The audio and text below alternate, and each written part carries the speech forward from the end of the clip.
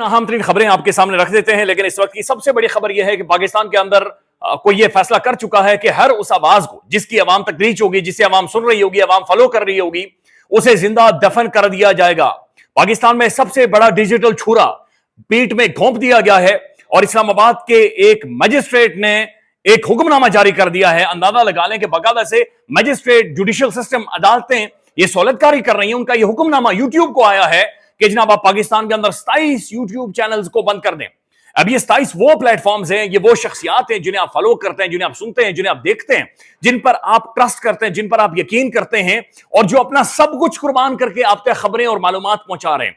ये मैं सबसे पहले लिस्ट आपके सामने रख देता हूं और उसके बाद रद्द-ए-अमल भी आपके सामने रखते हैं। लेकिन सबसे पहले आप ये देखें, ये हैदर मेहदी साहब हैं, सिद्दीक जान साहब हैं, सबी काजमी साहब हैं, ओरिया मकबूल जान, आरजू काजमी, राना उजैर स्पीक, साजिद गोंदल, हबीब अकरम, मतियुल्लाह जान, असद अली तूर साहब, इमरान रियाज खान, नया पाकिस्तान, साबिर शाकिर, इमरान खान साबिक प्राइम मिनिस्टर का अपना social media platform, Aftab Iqbal साहब, real entertainment TV, Pakistan Tehreek Insaf, daily Qudrat, Abdul Qadir, Charsadda journalist, Naila Pakistani reaction, Wajahat Saeed Khan, Ahmad नूरानी यूट्यूब, नजर चौहान यूट्यूब, मोहित पीरजादा और जनाब में ये Makhdoom Shahabuddin.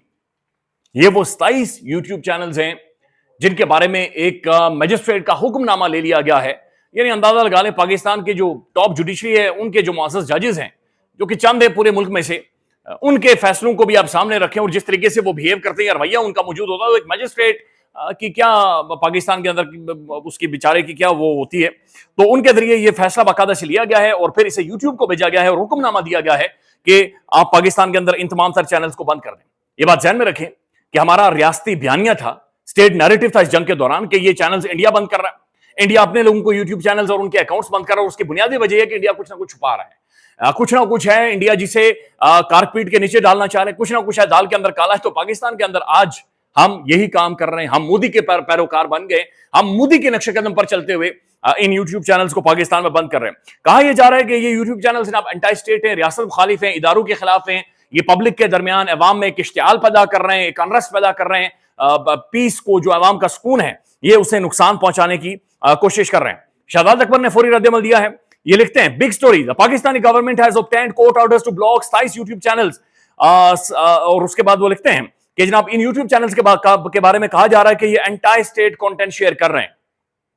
In a swift move, the courts widely criticized as compromised have complied, and the YouTube, in line with the local legal obligations, has begun restricting access to the several major channels. वो कह रहे हैं कि बकायदा से YouTube ने इस सारी चीज के ऊपर को सामने रखते हुए बहुत सारे YouTube चैनल्स के कंटेंट को पाकिस्तान के अंदर रिस्ट्रिक्ट कर दिया है।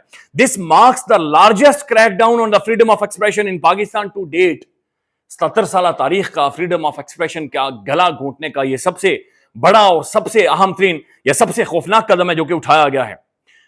उसके बाद वो लिखते हैं कि जनाब driven by a judiciary increasing sense as aligned with the military interest. तो उन्होंने ये कहा कि जनाब ऐसा महसूस हो रहा है, नजर आ रहा है कि जो पाकिस्तान की जो अदालतें हैं वो भी एक एस्टेब्लिशमेंट के साथ मिलकर इस सारी चीज को आगे ले जा रही हैं। सिद्दीक जान साहब ने भी रद्द-ए-अमल दिया है। वो लिखते हैं, आप हमारे चैनल डिलीट करवा देंगे तो फिर हम इस यजीदी निजाम के हाथ पर बैत कर लेंगे? क्वेश्चन मार्क आगे।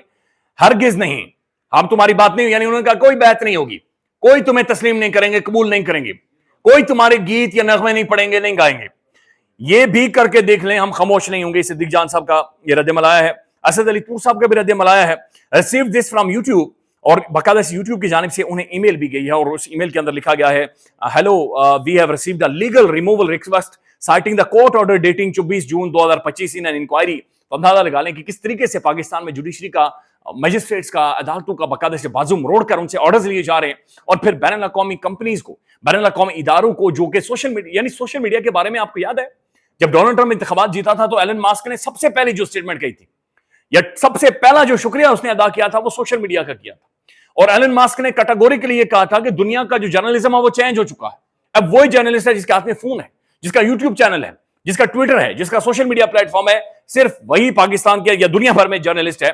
तो आज बाकायदा से यूट्यूब ये लिख रहा है कि हमें बाकायदा से कोर्ट ऑर्डर मिला है और उसके मुताबिक आपने कोई ऐसा कंटेंट शेयर किया है जो कि एंटी स्टेट है या रियासत मुखालिफ है। असद साहब लिखते हैं कि ये मुझे यूट्यूब से मिला है और यूट्यूब ये कह रहा है कि स्टेट थिंक दे कैन, रियासत ये सोच रही है कि ये मुझे खामोश करवा देंगे, but I assure everybody that I will keep covering Baloch missing person, उसके बाद जो ब्लास्फेमी गैंग है, victims, minorities, fundamental rights, compromise जजेस, rigged elections, hybrid regime and unconditional role of the forces. वो कहते हैं कि मैं इन सारी चीजों को रिपोर्ट करूंगा कि फोर्सेस का पॉलिटिक्स में रोल नहीं होना चाहिए, हाइब्रिड रिजीम पाकिस्तान के अंदर नहीं होनी चाहिए, रिग्ड इलेक्शंस नहीं होने चाहिए, कंप्रोमाइज जजेस नहीं होने चाहिए, फंडामेंटल राइट्स प्रिजर्व होने चाहिए, माइनॉरिटीज का तहफ्फुज होना चाहिए, फिर जो ब्लास्फेमी गैंग जो पाकिस्तान के अंदर ऑपरेट कर रहा है, इनका तदारुक और इनका पीछा जरूरी है। तो वो कह रहे हैं कि हम इसे रिपोर्ट करेंगे और रिपोर्ट करके आपके सामने रखेंगे। तो ये एक बड़ी खौफनाक किस्म की नाज़रीन एक रियलिटी है जो कि हमारे सामने मौजूद है। दूसरी तारीफ नाज़रीन, क्रैकडाउन जारी है। क्रैकडाउन यानी कहीं पर भी नहीं रुकेगा। पंजाब असेंबली के अंदर स्पीकर साहब कल मैं देख रहा था, बड़े एक भोंडे तरीके से वो इस चीज को डिफेंड करने की कोशिश कर रहे हैं। अंदाजा लगा लें कि तहरीक इंसाफ के 26 से 27 पार्लियामेंटेरियंस को उनके बारे में बाकायदा से हुक्मनामा उन्होंने रेफरेंसेस भेजे इलेक्शन कमीशन ऑफ पाकिस्तान, और असेंबली के प्रीमिसेस में उनके दाखिले को बैन कर दिया है।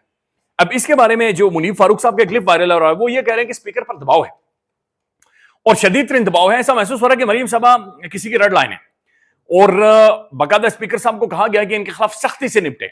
ये मुनीब फारूक साहब को सुन लें। जो स्पीकर साहब है वो एक तो किसी दबाव में है, और वो दबाव शायद उनके ऊपर ये ख्याल है कुछ लोगों का कि वो दबाव लाहौर से नहीं है, यानी उनकी अपनी हुकूमत का नहीं है, ये दबाव उन पे कहीं और से है, और उन पे दबाव ये है कि आप स्ट्रिक्ट एक्शन लें। और नाज़रीन, एक और डेवलपमेंट पंजाब के अंदर हो रही है जहां पर क्राइम कंट्रोल डिपार्टमेंट सीसीडी, एक तो ये इदारा मौजूद है और इसकी कारकर्दगी तो खैर अपनी जगह पर है, लेकिन इसके अंदर कुछ शख्सियात को चेंज किया गया, तब्दील किया गया, इनके सरबराहान को चेंज किया गया है, और उसके बाद कार्रवाइयां बड़ी जोरों शोर के साथ हो रही हैं। देखिए, पहली तो बात यह है कि होने चाहिए ऐसे इदारे जो कि किसी भी क्रिमिनल एलिमेंट का पीछा करें, उन्हें गिरफ्तार करें, उन्हें अदालतों के सामने पेश करें, ये क्रैकडाउन करें, इनका डर हो, इदारों का खौफ मौजूद हो, क्रिमिनल्स थर थर कांपे जब इदारों का जिक्र हो। लेकिन नाज़रीन, जियो न्यूज ये खबर को चला रहा है कि जनाब ये 4 मुख्तलिफ मुकाबलों में लाहौर, कसूर, शेखपुरा और गोजरा में 6 बदनामे जमाना डाकू मार दिए गए। ये इनकाउंटर हो रहा है, ये लोगों की जानें जा रही हैं, ये नहीं, ये लोग गिरफ्तार नहीं हो रहे, अरेस्ट नहीं हो रहे, और ये इंटेलिजेंस बेस्ड ऑपरेशन नहीं हो रहे, बल्कि कन्फ्रंटेशंस की जा रही हैं और फिर इनकी जानें जा रही हैं। इस इदारे की कारकर्दगी या जो जिस तरीके से ये इस वक्त जराइम पेशा शख्सियात के पीछे जा रहे हैं, उसको भी एक लम्हे के लिए साइड पर छोड़ें। तो आप इनकाउंटर नहीं कर सकते, आप मार नहीं सकते, आपने अरेस्ट करना है, गिरफ्तार करना है। अगर आपकी मुठभेड़ भी हो जाती है तो आपने टांग में गोली मारनी है, आपने ऐसी जगह पर गोली मारनी है कि बंदे की जान ना जाए। ये पहले जियो न्यूज की आप खबर देख लेना। ये 6 मुकाबले हुए हैं, मुख्तलिफ शहरों में हुए हैं। सीसीडी जो कि क्राइम कंट्रोल डिपार्टमेंट पुलिस का एक 2 माह पहले वजूद में आया है, उसने आते ही जो हार्डन क्रिमिनल थे, बदनाम जमाना लोग थे और दहशत की लामत समझे जाते थे, या उनके ऊपर जो है वो 100 से ज्यादा मुकदमात थे, उनको इन्होंने पुलिस मुकाबले में मारना शुरू कर दिया है। तो उसमें गोजरा में एक शाह गैंग था जो कि बहुत ही दहशत की लामत समझे जाते थे, उसके 4 लोग कल मारे गए और 2 आज रात इन्होंने पुलिस मुकाबले में मारे गए। कल नाज़रीन अहमद फरहाद साहब ने भी इसका जिक्र किया था, और ये बड़ी एक उन्होंने उनका तो कहना था कि इनकाउंटर्स में इजाफा हुआ है, लेकिन अब जियो न्यूज ये खबर दे रहा है कि बकायदा से 6 लोगों को बहरहाल उड़ा दिया गया और ये डाकू थे, बदमाश थे। फिर एक वीडियो आ रही है जहां पर ये मंशियात के खिलाफ जो मंशियात फरोश है उनके खिलाफ क्रैकडाउन कर रहे हैं।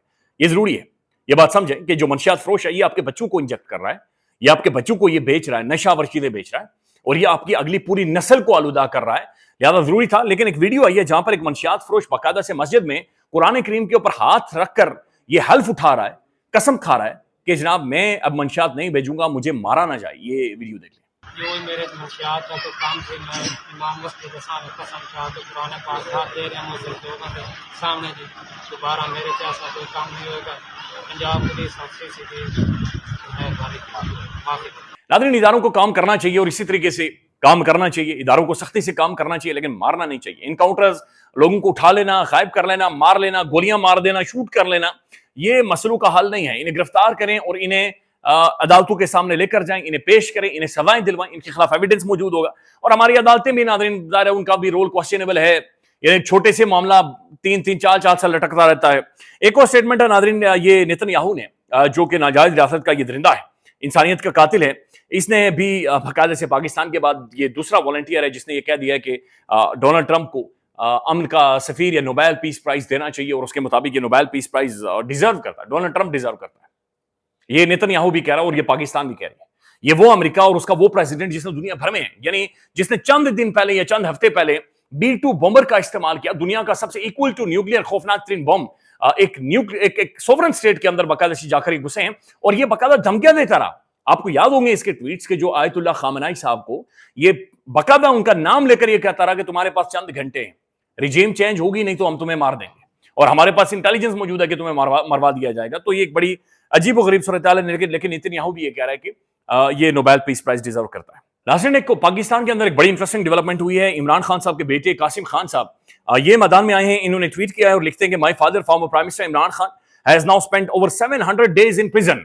अच्छा, कासिम खान और इमरान खान के जो बेटे हैं ये अब बाकायदा बैनुल-अक़वामी इंटरव्यूज देने शुरू हो गए, ये ट्वीट करना शुरू हो रहे हैं और ये खुलकर अब इसके लिए आवाज उठा रहे हैं, और इनकी आवाज में वजन है। जिन ममालिक के अंदर ये मौजूद हैं या जिन ममालिक के शहरी हैं, वहां पर रूल ऑफ लॉ, कानून, डेमोक्रेसी, जमहूरियत, उसका बड़ा एहतराम मौजूद है। लिहाजा ये बाकायदा ऐसे सवालात उठा रहे हैं और ये पूछ रहे हैं कि जनाब इनके साथ क्या किया जा रहा है, जुल्म किया जा रहा है। वो कहते हैं कि जनाब कैद तन्हाई में हमारे वालिद को रखा गया है, he is denied access to his lawyer, not allowed visit his family, fully cut off from us, his children, and he was in his personal जो डॉक्टर has refused entry, कि बच्चों से मुलाकात नहीं होने दे रही, लॉयर्स नहीं दिए जा रहे, जाती डॉक्टर मॉलेज नहीं पहुंचने दिया जा रहा। दिस इज नॉट जस्टिस, ये इंसाफ नहीं है। It is a deliberate attempt to isolate and break a man who stood for the rule of law, democracy and Pakistan. ये डेलिबरेटली उनके खिलाफ ये किया जा रहा है। इस ट्वीट को अभी तक नाज़रीन 2 मिलियन से ज्यादा लोगों की रीच इस तक रही है और ये मैसिवली वायरल है, लेकिन तहरीक इंसाफ की बेशुमार शख्सियात इसे रीट्वीट नहीं कर रही। ख्याल रखिएगा, अपडेट करेंगे। अल्लाह हाफिज।